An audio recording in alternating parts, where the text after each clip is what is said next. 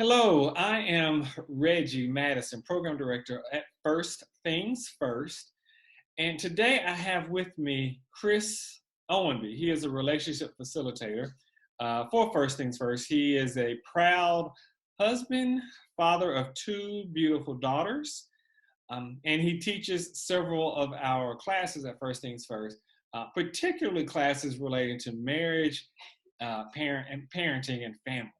So, Chris, thanks for joining with me to have this conversation today. How are you? Yeah, doing real well. Thanks. It's good to be here. Thanks for having me. Cool. I know today one of the thing we're going to talk about is how hmm to set a good example of self-care for your family. During the midst of this COVID-19 pandemic, there's a lot of, obviously shelter in place orders and things of that nature, people quarantining. And so anxiety is high, can be high.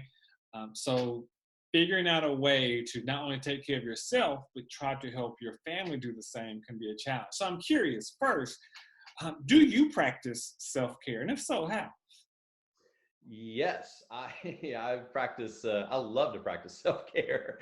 Um, self-care is whatever you do that deliberately cares for and maintains and helps you with your psychological health, your mental, emotional, and physical health, basically. And so, yeah, I try to have sort of a regular routine of self care in several different aspects. So yeah, everything from I do a lot of reading and Bible study early in the morning after I first wake up. That first cup of coffee is a definite form of self care, as many Definitely. people know that. Um, I try my best to keep up with my physical activity and exercise, and especially now during this whole shelter in place stuff, to be able to do that to just regulate emotions and all this stuff. And then just being able to get outside and enjoy sunshine.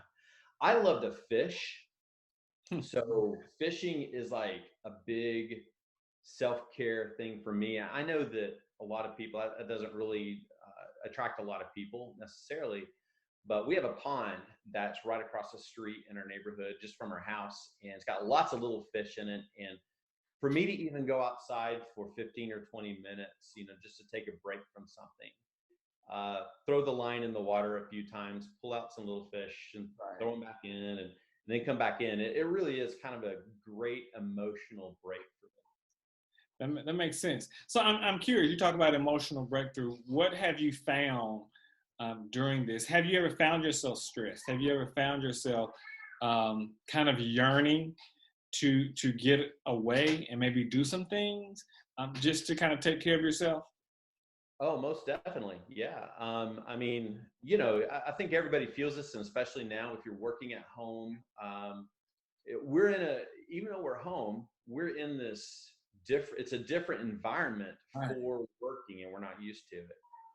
And so I think for me, it's really easy I get to a place where all of a sudden I can't think straight. I'm sort of at a brain block, and I know that that's the time I've got to stop and take a break and do something. And a lot of times it's something that it needs to be easily accessible. And so to take a walk around the neighborhood, do a couple of laps around the neighborhood, even listening. Sometimes I'll listen to a podcast when I do that, but other times I know that I'm thinking too much while I'm working, and so I just want to have some quiet. So depending on how I'm feeling at the time, I may put in some music or something like that. So what it sounds like, part of what I hear you saying is you have a lot of different things that you might do. You might go fishing, or you might read. Um, are there some things, I know you've talked about whether it's reading or things like that, what are some of the daily things that you might do that are just kind of consistent on a daily, regular basis? Yeah. Well, like I said, I every morning I wake up and I do my reading and study, and I try to do that outside too. Now that the weather's been nice, we have a deck in the backyard, and I set up shop there, until the rest of my family wakes up. And then I usually just kind of get to work and doing the things I need to do. I notice for me, my rhythm is come around right before lunchtime Hmm. when I just start kind of bogging down a little bit. So I actually have an alarm on my phone that goes off at about 11 o'clock that tells me, hey, it's time to go outside. Usually that's a walk around the neighborhood, but sometimes I'll go out and we have a basketball hoop, so I'll just shoot some baskets. Pretty unsuccessfully usually, but it gets me outside. Or I might do some fishing, and then I come back in, have some lunch, and keep on going. Yeah. Fortunately, your self-care is not, reliant on you actually making the basketball shots. Is that what I hear you saying? Just as long as you're shooting them, you're good, right? Yeah, most of the time. Sometimes I need to take a walk around the neighborhood because I'm shooting so bad. Yeah. Self-care from the self-care.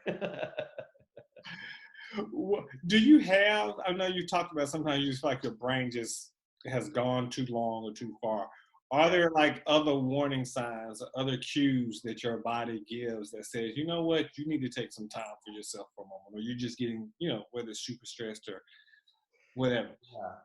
Well, I know that at times when I have been really lax with some of those routines, um, Hmm. if it's been a week or a week and a half where I haven't gone out and gone for a jog or done a workout in my garage, if I've really been, if I haven't been paying attention to my diet really as much as I need to, and just eating more sugary foods and that kind of thing, or if I'm waking up too late to do those morning routines, I really feel it.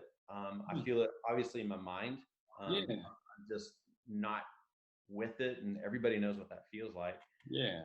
And I feel it in my body. I'm just tired. I feel like I'm dragging so much more, and that to me is the sign. Hey, you need to get back on the wagon and start doing some things. And usually it takes me about a day or two of forcing myself to do it until then it becomes, I get used to the routine again.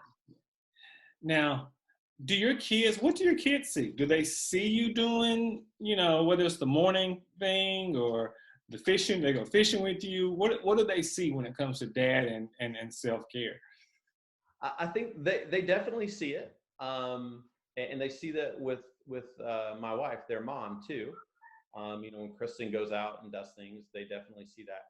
I haven't gotten them to go fishing yet with me. Well, I have. I take that back. I have gotten them to go fishing. Just they don't go often. Yeah. Uh, they're not quite as into it as I am. But they each of my girls have different ways in which they get benefit from self-care, and I think that's such a parenting thing, is to be sure you recognize that your kids do experience things in different ways, and not only are they not necessarily like what I do, Right. not what each other, like each other. So my oldest, Kendall, she's a runner. She's very active. She likes to do things physically outside, shooting baskets or running around the neighborhood or jumping on the trampoline. When she runs, for me, when I run, I'm trying to keep my body in shape, and before I get too old and can't move and all this stuff, for her, it's completely a mental and emotional thing. I mean, that helps her and I don't understand that because she's running for fun. Right. Who runs for fun, right? I don't do that. Yeah. I can't understand that world, but that's her. And you can tell after she runs, I mean, there's just this weight that kind of has come off of her. She can regulate emotions so much better. My youngest is completely different. The last thing she wants to do is run around the neighborhood. She's a lot like me. Um, and she's a lot more creative and artsy. So her thing really, she gets a lot of regulation and emotional care and cognitive care from doing things like artwork. She'll design cards that she sends to neighbors and family members. Mm. She'll our right now our sidewalk in our driveway is filled with this chalk mural that she's working on. She's really big into sidewalk chalk, and that's just how she kind of takes a break and a breather.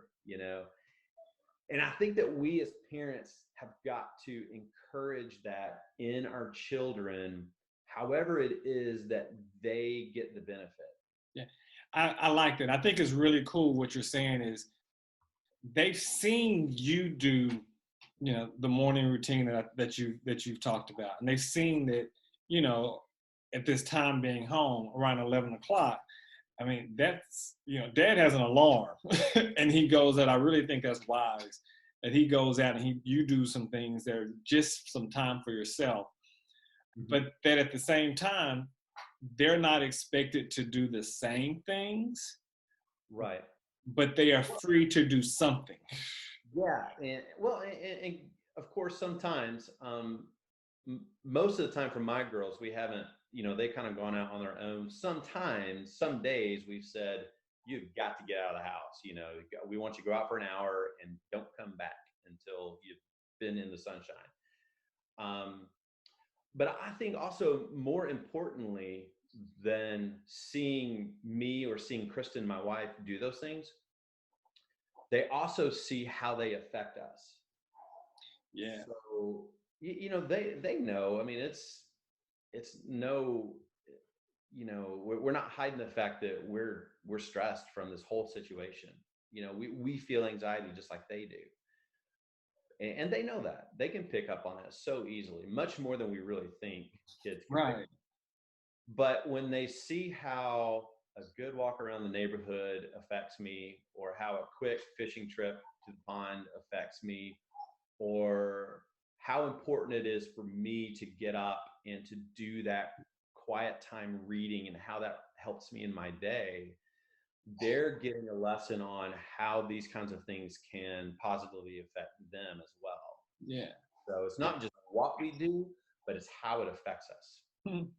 So it almost sounds like, and I'm maybe reading between the lines a little bit. It almost sounds like they're to the point where they can almost say, "Dad, you need to go fishing because you're getting." My wife tells me that actually more than go take a walk around the neighborhood. Yep, you're right, dear. I will.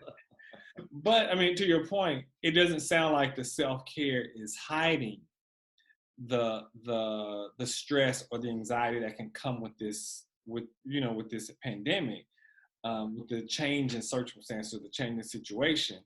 It sounds like that you're using it to show them how to manage and stay encouraged through it. Yeah, absolutely. I mean, I think the fact that we do self-care, the importance of it, it shows that we need to acknowledge the anxiety, the stress, the sadness, the emotions that we're feeling during this time. And we don't want to try to pin it down and hide it and act like we're not feeling this way. The more important thing, like you said, is how we manage that. And the important thing with that too is that once this whole thing is done at whatever point that is, and I do have to believe there's another side to this, we're going to come out on the other side.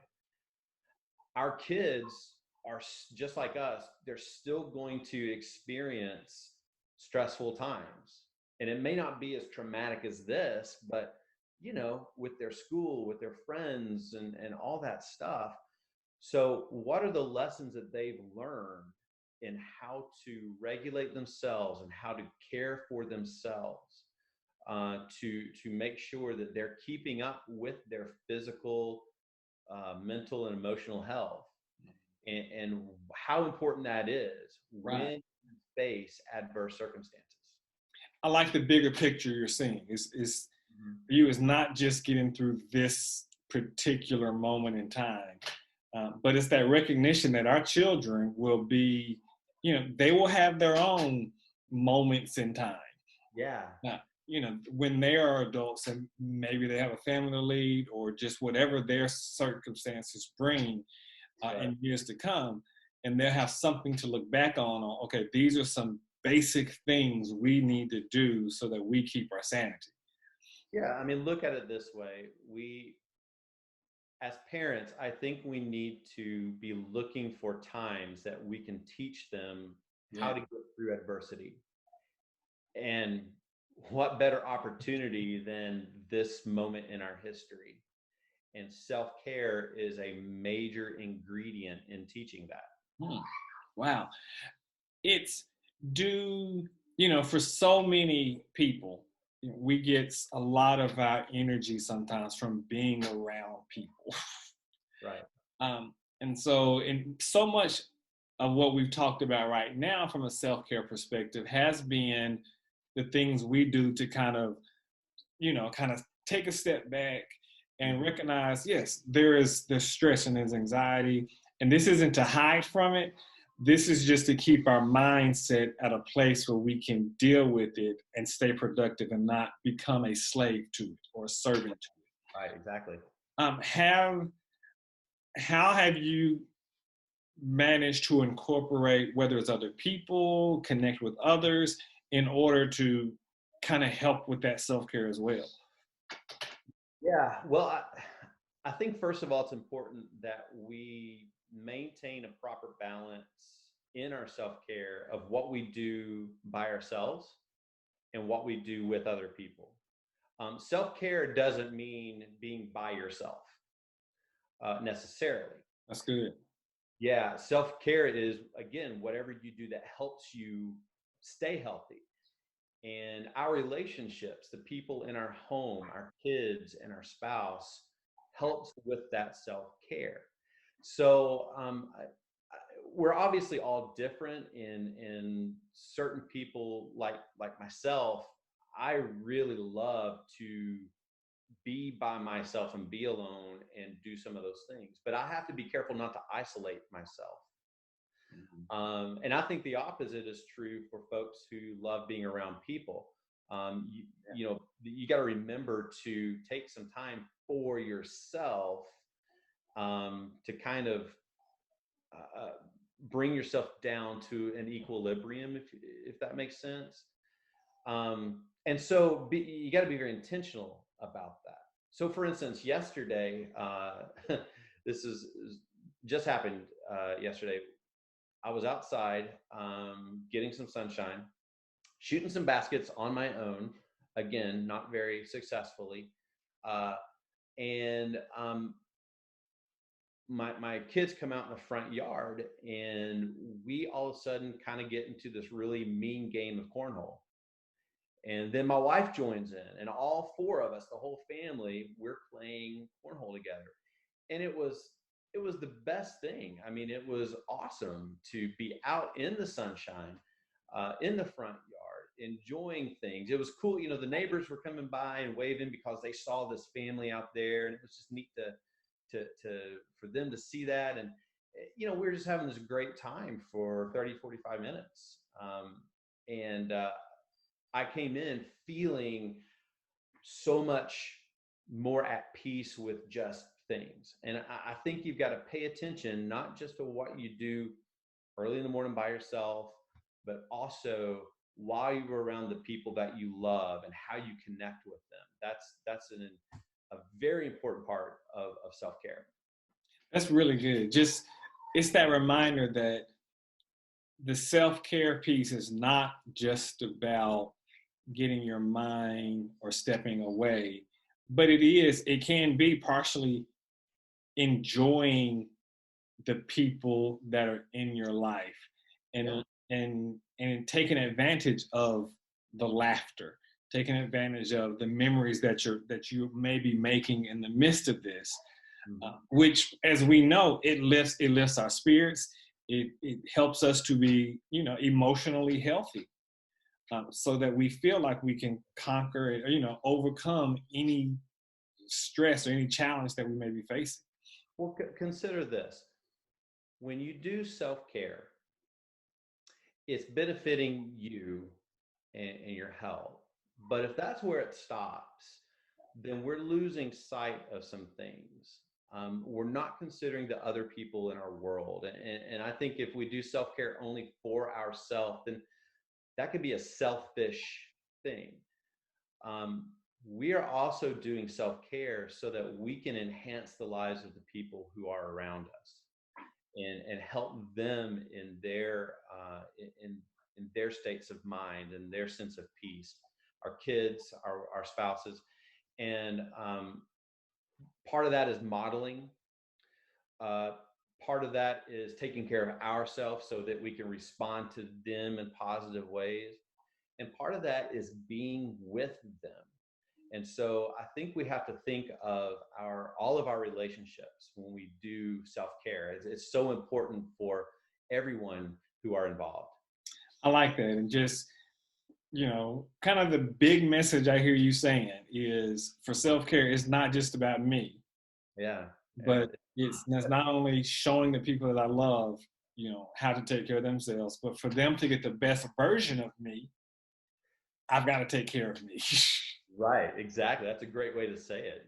I want to be the best me for them, Yeah. because when I'm the best me, it helps them to be the best them. Yeah. And Well, so, Chris, this has been really good, man. I appreciate it. You've given me some things just to think about, and making sure that I'm just kind of taking some time, and whether it's reading or making sure I know the things that I do to keep not just saying it, but keep me able to face whatever challenges come with a healthy mind. Thanks. I appreciate it. hey, thanks so much. It's been a pleasure.